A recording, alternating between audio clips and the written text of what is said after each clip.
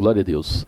Vamos falar agora então sobre a diferença, nós prometemos falar, entre pregação e mensagem. Aliás, confundir isso é um erro muito comum. Fulano foi fazer uma pregação, entrega a mensagem. Então, normalmente as pessoas confundem a pregação com a mensagem. Existe até algumas adaptações que a gente faz da definição daquela palavra durante a liturgia do culto. Por exemplo, quando alguém diz assim, o fulano vai trazer a mensagem. Então a definição litúrgica de a mensagem é o sujeito que vai trazer aquela prédica final, aquela mensagem maior do final da reunião. Mas uma coisa é a mensagem, outra coisa é a pregação da palavra, né? Não é pelo tanto de tempo que alguém deu que transformará uma pregação numa mensagem, né? Qual a diferença básica entre pregação e mensagem? Mensagem é aquilo que nos foi revelado pelo Senhor. É aquilo que vai transcender o espaço, o período da pregação, e a pessoa vai levar para casa. É aquela frase, ou aquele conceito, ou aquela doutrina que vai com a pessoa embora. Vai inquietar a pessoa durante a semana, que vai inquietar a pessoa durante o mês. É a mensagem que fica. Então essa pode ser considerada a mensagem. Então durante uma pregação de 1 hora, de repente a mensagem é uma frase. A mensagem é um pequeno testemunho que é contado. Então a pregação nada mais é do que o veículo que leva no bojo da pregação a mensagem. Ou não. Existem muitas pessoas que pregam, mas não têm uma mensagem enquanto ele prega. Eu vou explicar isso melhor. Se você pegar os livros de Mateus, Marcos, Lucas e João, até o livro de Atos dos Apóstolos, lá em algumas Bíblias, contém as palavras de Jesus escritas em vermelho. Então as falas de Jesus estão sendo explicitadas ali em vermelho. Algumas Bíblias são assim. Se você pegar todas as palavras de Jesus escritas em vermelho, ainda que elas se repetem, às vezes palavras ditas por Jesus em Mateus estão repetidas em Marcos, em João e assim sucessivamente. Mas não importa. Se você chegar agora e pegar uma Bíblia onde todas as palavras de Jesus estão escritas em vermelhos e ler Mateus, Marcos, Lucas, João e um pouquinho de Atos dos Apóstolos, e você lê todas as palavras de Jesus, ainda que elas se repitam, não tem problema, leia todas, você vai perceber que o discurso inteiro de Jesus, de Mateus, Marcos, Lucas e João, é um discurso que você consegue facilmente lê-lo em 1 hora e meia, 2 horas, no máximo. Então, a gente pode intuir que durante o ministério de Jesus aqui na face da terra, ele só falou por 2 horas? É óbvio que não. Você vai ver Jesus pregando nas mais diferentes sinagogas, nas mais diferentes regiões de toda a Judéia, em Jerusalém, no monte, na praia. Você vai ver Jesus pregando muitos sermões.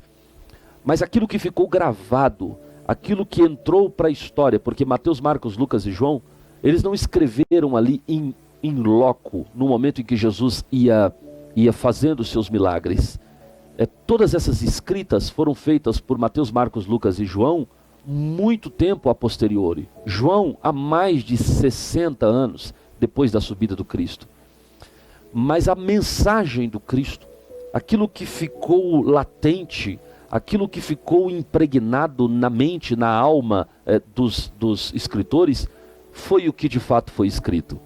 Então as palavras mais extraordinárias ditas por Jesus, palavras estas capazes de mudar a história da vida de uma nação, de um povo, de uma pessoa, essas palavras nós podemos considerá-la como mensagem. Então a mensagem dada por Deus a nós não é aquela prédica, aquela homilia inteira de 1 hora e meia, de 1 hora, de 50 minutos, de 40 minutos, que você teve a oportunidade de ministrar. Aquilo ali é a pregação. Dentro da pregação, a pregação é um veículo, dentro dela tem uma mensagem de Deus, e é essa mensagem que vai impactar positivamente o coração da igreja. é essa mensagem ou sobre essa frase que vai nos acompanhar durante a semana, que vai nos importunar, que vai nos converter, que vai mexer com o nosso coração, com os nossos rumos, com as nossas trajetórias. Essa mensagem. O que acontece hoje é que as pessoas esqueceram o ministério da mensagem de Deus. As pessoas elas aderiram muito à pregação, aquela ministração artística da pregação. Então isso para o pregador hoje é importante. Então as pessoas são chamadas inclusive hoje de pregadores porque são o que eles são na verdade. Quando na verdade os homens de Deus eram chamados de mensageiros de Deus, porque os profetas traziam uma mensagem de Deus para o povo. E hoje são apenas então somente pregadores, né?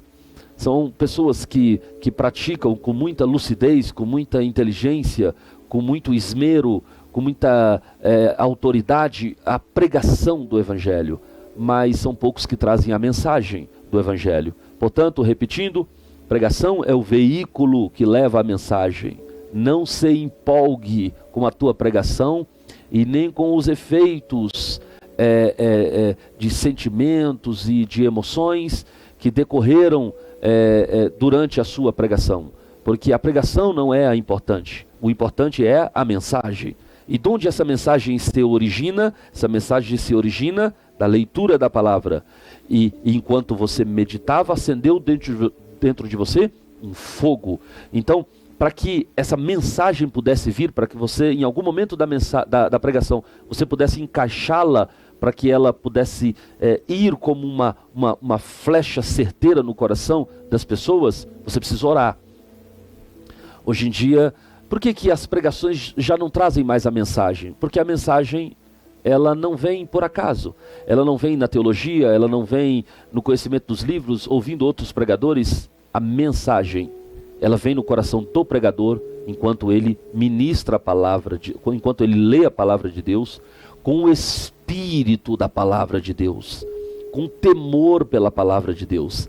E esse temor que nós temos pela palavra é oriundo de uma vida de comunhão com Deus. E onde é que nós obtemos a comunhão com Deus? Na oração. Então uma coisa leva a outra. Um pregador que não ora, logo ele não vai respeitar a palavra e nem o Deus da palavra. Logo, quando ele meditar na Bíblia, a palavra não vai surgir. A revelação não vai saltar aos seus olhos. E a revelação da palavra, isto é, a mensagem de Deus, não saltando aos seus olhos, ele não terá o que dizer durante a sua pregação. Então a pregação dele será apenas e tão somente uma pregação, não terá uma mensagem. E o que converte as pessoas, o que faz com que as pessoas saiam dali pensando, é a mensagem. Por isso que hoje nós temos um grande número de pregadores, mas um número muito pequeno de mensageiros de Deus. Eu li uma frase extraordinária de Charles Spurgeon, que a frase é tão extraordinária que eu prefiro lê-la para você. Ele disse: um dia você vai querer um microscópio para encontrar um grão de doutrina protestante em uma dúzia de sermões. Então, essas palavras de Spurgeon, ela está dizendo justamente isso. Hoje você ouve pregações e pregações e pregações e pregações, e você fica buscando uma doutrina, você fica buscando uma mensagem de Deus dentro dela. Infelizmente, é necessário um microscópio para que você a encontre. Então, as palavras de Jesus que ficaram expressas nas Escrituras Sagradas eram as mensagens de Jesus. Eu sempre, quando lia Mateus, Marcos, Lucas e João, eu achava estranho uma expressão muito comum na Bíblia, Revista Corrigida, que diz: e Jesus falou e disse. Eu sempre pensava, ora, é uma redundância. Se Jesus falou, logo disse. E não, são duas coisas completamente diferentes. Porque tem muitas pessoas que falam e não diz absolutamente nada. Então todas as vezes que Jesus falava, Jesus queria dizer alguma coisa. Por isso, Jesus falou e disse. Então, a nossa mensagem, ela precisa encontrar a abrigo dentro da nossa pregação.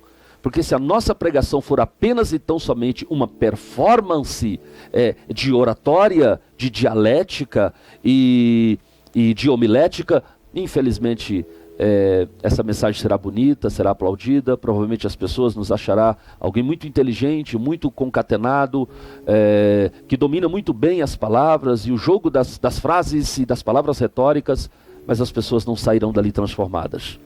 Porque o que transforma as pessoas não é um conjunto de retóricas, nem de frases e nem de conhecimento teológico. O que transforma as pessoas é a mensagem de Deus. Amém? Na nossa próxima aula, nós falaremos então sobre isso. Falaremos sobre essa vaidade artística que tem no coração de muitos pregadores, e por conta dessa vaidade faz com que a mensagem ela não participe da pregação daquele homem de Deus. Então nós vamos falar um pouquinho na próxima aula sobre vaidade artística. Eu te espero na nossa próxima aula. Deus abençoe a sua vida.